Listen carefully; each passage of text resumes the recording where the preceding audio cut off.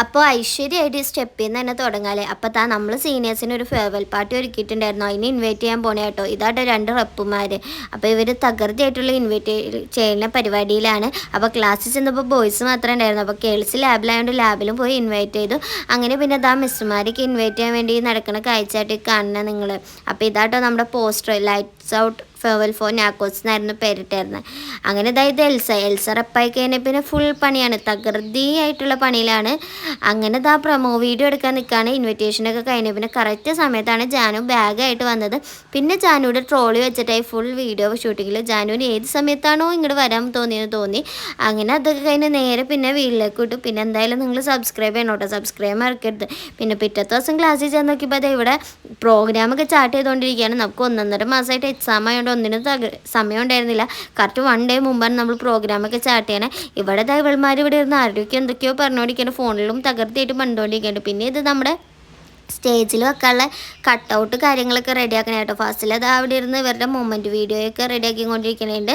അങ്ങനെ പിന്നെ കുറേ നാളായിരുന്നു ഇങ്ങനെ ഇരുന്ന് ഫുഡൊക്കെ കഴിച്ചിട്ട്. അങ്ങനെ നമ്മൾ ഒരു 1.5 മാസത്തിന് ശേഷം എല്ലാവരും ഇരുന്ന് ഫുഡൊക്കെ കഴിച്ചുകൊണ്ടിരിക്കുകയാണ്.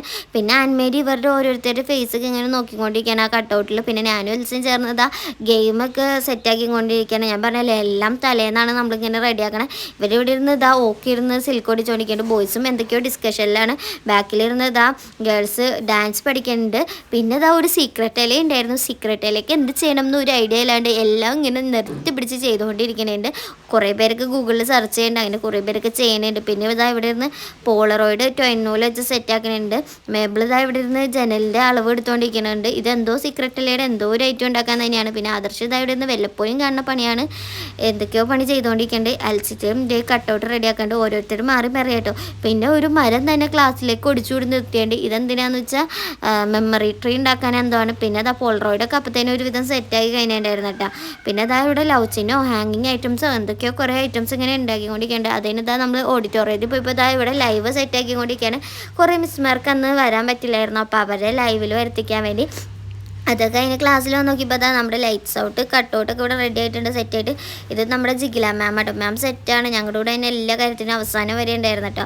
അങ്ങനെ മാമും നമ്മളൊക്കെ കൂടി ഓഡിറ്റോറിയത്തിൽ കട്ടൗട്ട്സൊക്കെ ശരിയാക്കാൻ വേണ്ടി പോവാട്ടോ.